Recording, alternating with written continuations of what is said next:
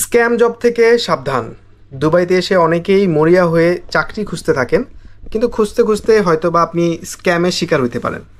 তো আজকের ভিডিওতে আপনাদেরকে জানাবো কিভাবে আপনি একটা জবকে ইভ্যালুয়েট করবেন আর আইডেন্টিফাই করবেন যে এটা কি স্ক্যাম জব নাকি রিয়েল জব। খুব বেশি কমপ্লিকেটেড না প্রসেসটা, আবার খুব বেশি সহজও না। জাস্ট কিছু জিনিস যদি আপনি খেয়াল করেন, সেই ক্ষেত্রে আপনি স্ক্যাম জব না অরিজিনাল জব সেটা আপনি আগে থেকেই আইডেন্টিফাই করতে পারবেন। এতে করে বাঁচবে আপনার সময়, কিছু কিছু ক্ষেত্রে বাঁচবে আপনার টাকা, আরও অনেক কিছু। তো কথা না বাড়িয়ে শুরু করছি আজকের ভিডিও। মিরাজ বলছি দুবাই থেকে।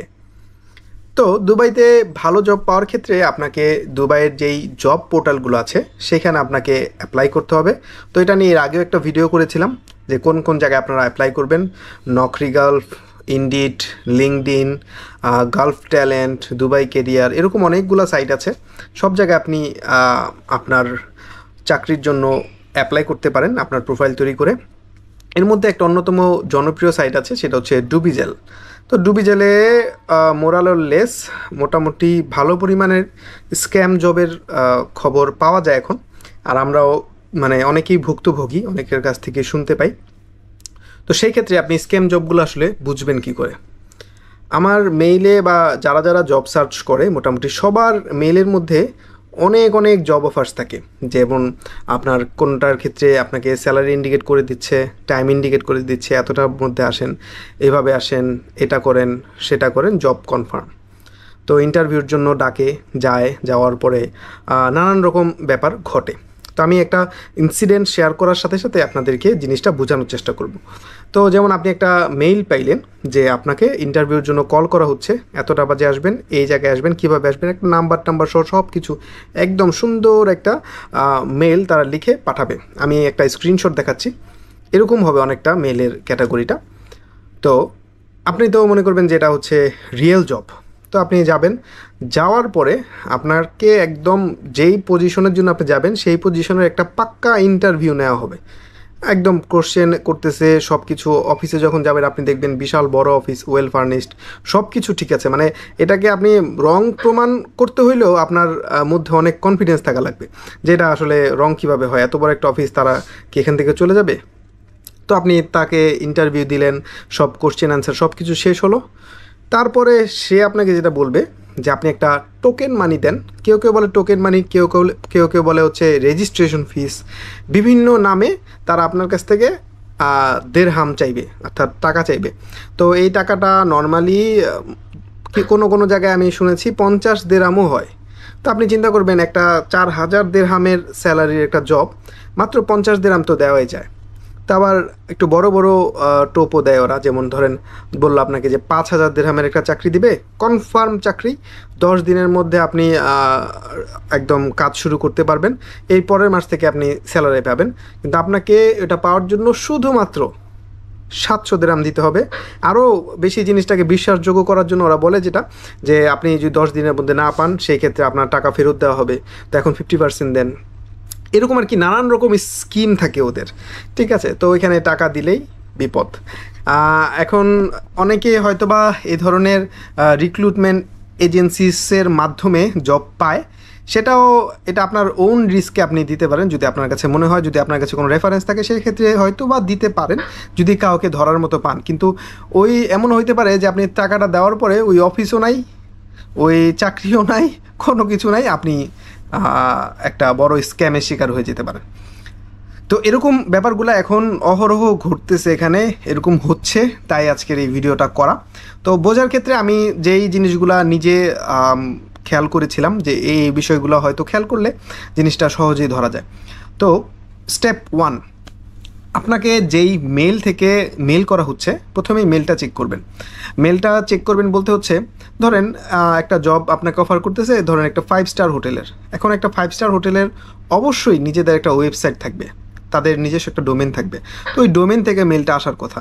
কিন্তু দেখবেন যে ধরেন আরবান হোটেল সাপোজ। তো আরবান হোটেল একটা 5 স্টার হোটেল, ওরা ইন্ডিকেশন দিচ্ছে যে এটা একটা 5 স্টার হোটেল।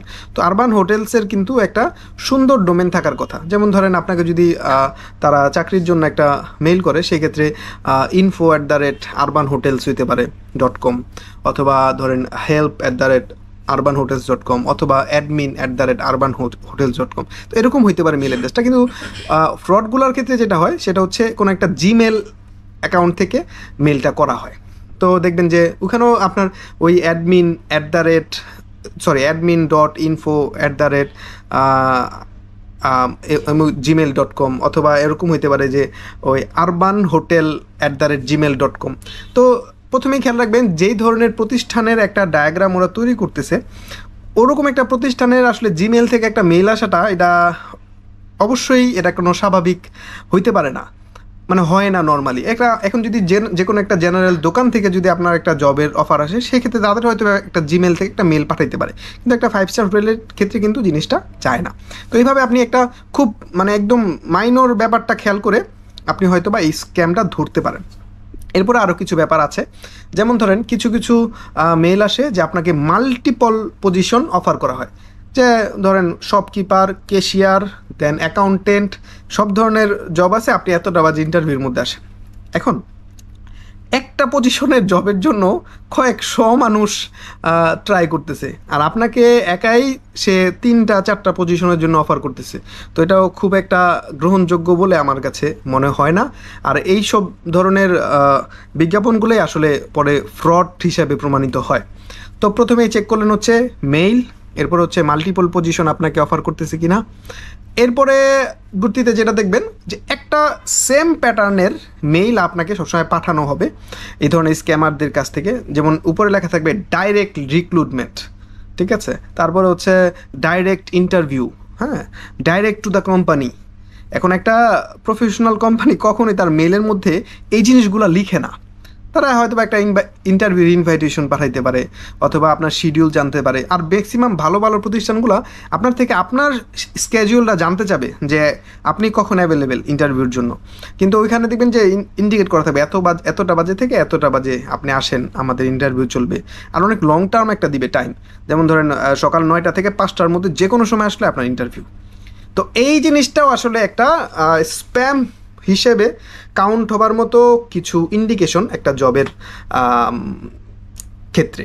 তো এই বিষয়গুলো যদি আপনি খেয়াল রাখেন, এই 3টা বিষয়, মেইল, দেন হচ্ছে মেইলের লেখাগুলো, আর 3 নাম্বার হচ্ছে যে তাদের ইন্টারভিউ স্কেজুলিং যেই ব্যাপারটা থাকে, ওই জিনিসটা যদি আপনি দেখেন, তাহলে হয়তো বা যদি একটু যাচাই বাছাই করেন, তাই বুঝতে পারবেন যে কোনটা স্ক্যাম কোনটা স্ক্যাম না।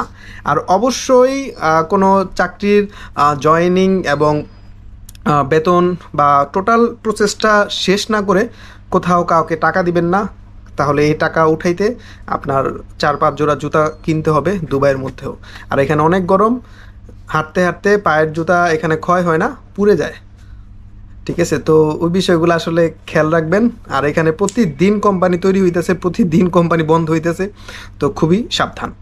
যে কোনো কাউকেই বিশ্বাস করার আগে টাকা দেওয়ার ক্ষেত্রে 100 বার চিন্তা করবেন।